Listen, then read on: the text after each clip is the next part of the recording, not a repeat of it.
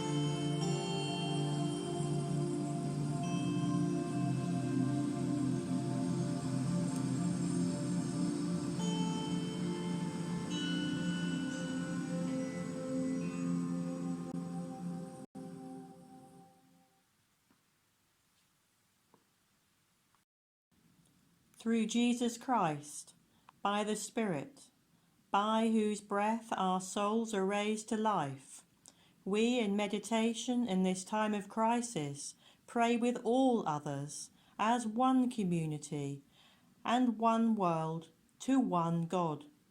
We unite with our brothers and sisters of all world traditions.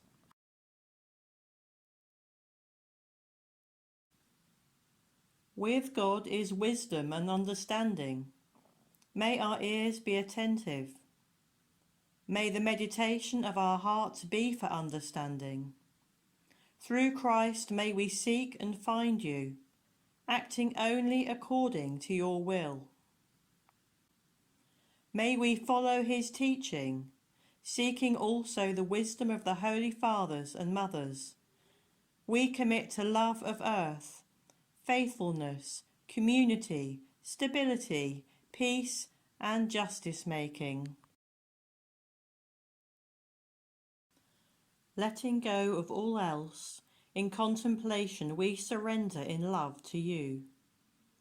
Let our sacred word be a symbol of our consent to your loving presence and healing. May we be faithful to this word so that it rises in our hearts, awakening that sense of your presence.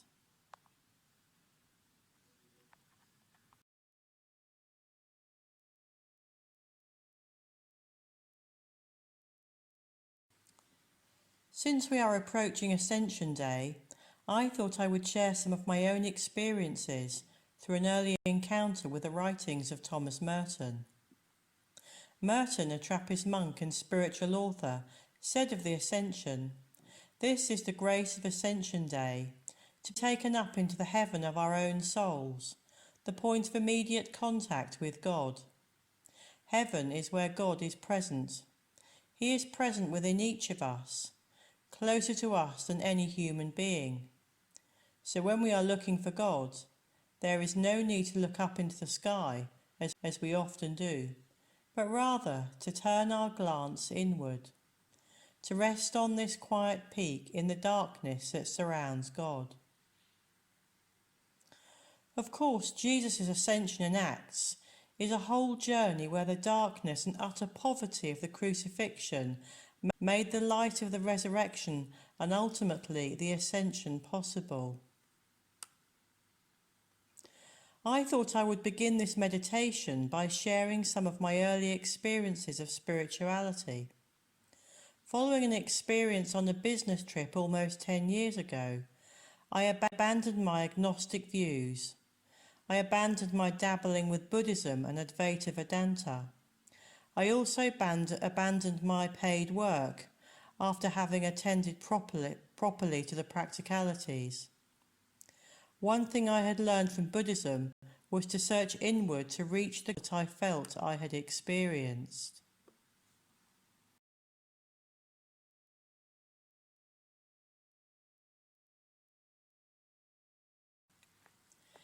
Needing to talk about my experience, I turned to a lapsed Roman Catholic friend who suggested I read Merton's Palace of Nowhere by James Finley, a former Trappist monk and student of Thomas Merton, the renowned Christian author. In the introduction of the book was the invitation to prayerfully inquire, "Who am I?" Not relative to this or that aspect of my being, such as relationship or occupation, etc., but rather who am I ultimately before God? The question set me on my Christian journey, and it was through Thomas Merton that I discovered D.T. Suzuki and his writings on the Christian medieval Meister Eckhart. This encounter subsequently opened up the Bible and the entire Christian mystical tradition for me.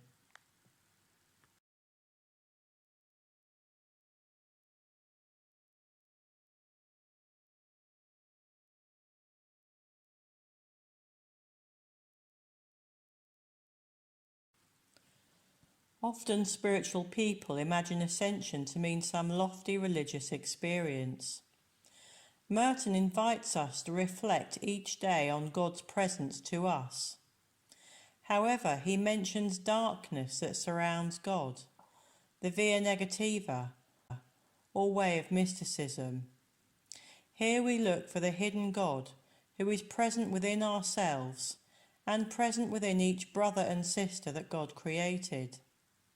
Paradoxically, in ascension we can travel inward, descending deep into our own soul to nourish a deeper and more intimate relationship with God, the fruits of which flow outwards and upwards into our relationships with one another. In other words, the way to ascend to God and appreciate relationship with the created order is to descend into oneself.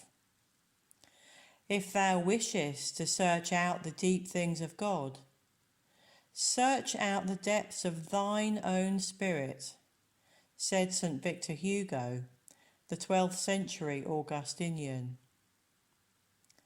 Sister Catherine said to her spiritual director, Meister Eckhart, in the 14th century, "Sir, rejoice with me, I have become God," and she knew he would understand. Meister Eckhart himself remarked, "I am converted into him, not as a similar being, but so that he makes me one with himself."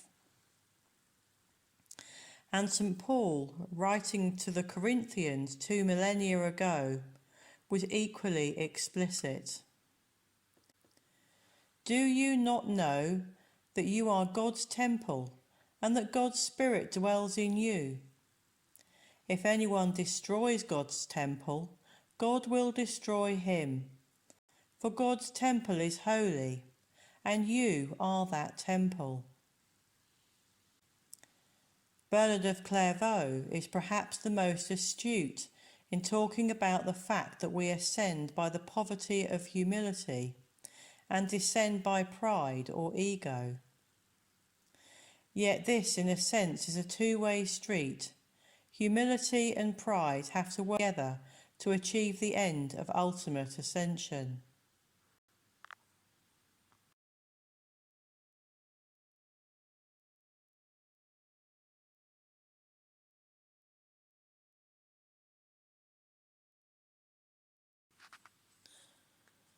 Merton's book, Birds of Appetite, talks about the descent that is required before ascension. Blessed are those who are poor in spirit. Merton invokes Eckhart, who says, "He is a poor man who wants nothing, knows nothing, and has nothing." This is possible when a man is empty of self and all things. When the mind is thoroughly purified of knowledge or ignorance, which we have after the loss of innocence. In other words, to gain innocence again is to be poor. What strikes one as somewhat strange is Eckhart representing a poor man as knowing nothing. Yet Merton believes this is a very significant statement. The beginning of knowledge is when the mind is filled with all kinds of defiled thoughts. Among the worst is self. For all evils and defilements start from our attachment to it. This is the greatest stumbling block in our spiritual discipline, which actually consists not in getting rid of the self, but in realizing the fact that there is no such existence from the first. The realization means being poor in spirit. Being poor does not mean becoming poor. Being poor means to be from the very beginning not in possession of anything and not giving away what one has.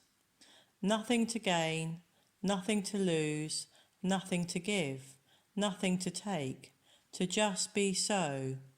This is to be poor, in its most proper and characteristic sense of the word. This is what all religious experiences tell.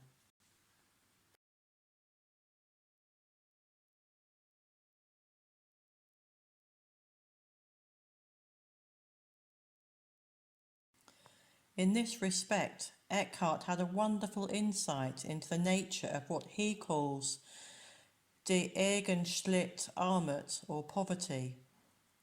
We are genuinely apt to imagine that when the mind or heart is emptied of all self and things, a room is left ready for God to enter and occupy it.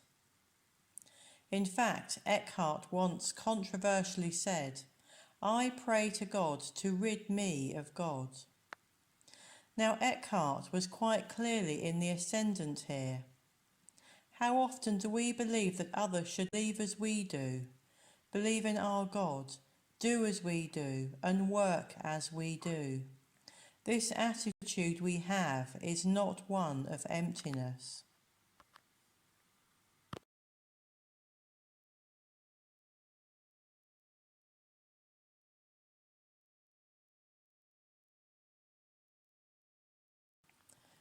Eckhart believes, if it is the case that a man is emptied of all things, creatures, himself and God, and if still God could find a place in him to act, then we say, as long as that place exists, this man is not poor with the most intimate poverty. For God does not intend that a man shall have a place reserved for him to work in, since true poverty of spirit requires us to man shall be emptied of God and all his works, so that if God wants to act in the soul, he must himself be the place in which God acts. For if God once found a person as poor as this, he will take the responsibility of his own action, and would himself be the scene of the action. For God is one who acts within himself. It is here in this poverty that a man regains the eternal being that he once was, now is, and evermore shall be. Merton interprets Eckhart. God is at once the place where God works, and the work itself.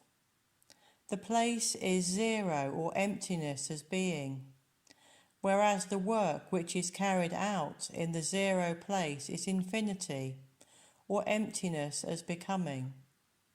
Perfect poverty is recovered only when perfect emptiness is in fact perfect fullness.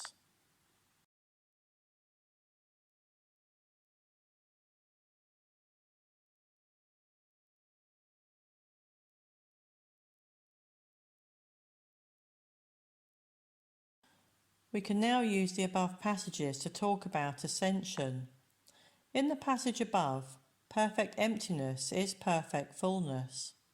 In the passage to follow, Merton combines Buddhist thought with Eckhart when he speaks of Sambodhi, the breaking through towards enlightenment.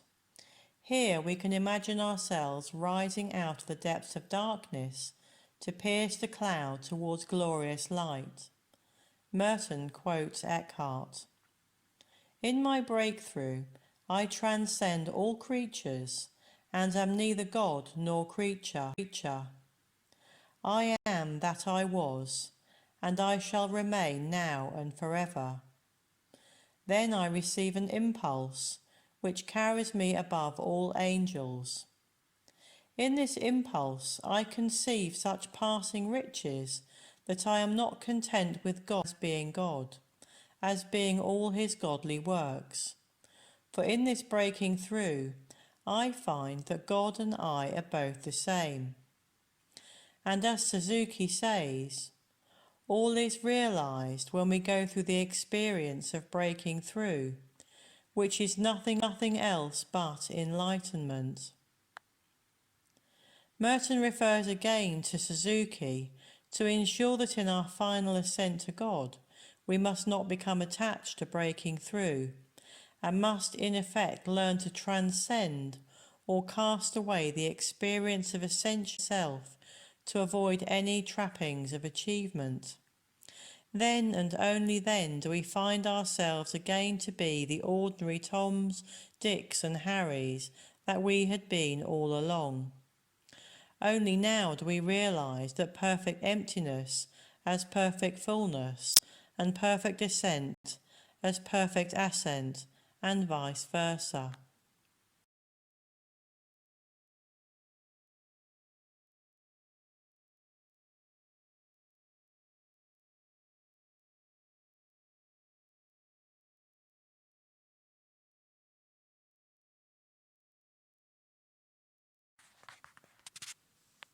Beginning meditation. Before beginning our meditation, you may wish to adjust your posture. You may wish to pay particular attention to the rhythm of your breath, taking a calming deep breath in through your nose and a slow breath out through rounded lips and letting go fully. Then repeat this for 4 to 6 times. If you have a sacred word, you might notice its rhythm, perhaps in time and breath. During meditation, feel free to notice what it is you need today, whether it be your normal practice, or to watch the candle, or to stretch your body and release tension. There is no need to complete the full 20 minutes if that's not for you. Simply allow your inner rhythm to be heard. We begin meditation now.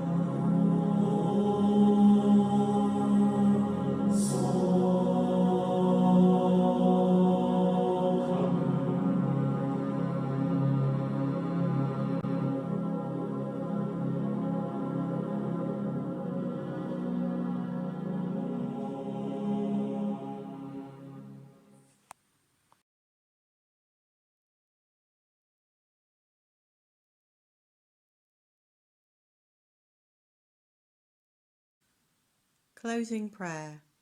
Through Jesus Christ, by the Spirit, by whose breath our souls are raised to life, we, in meditation in this time of crisis, pray with all others as one community and one world to one God.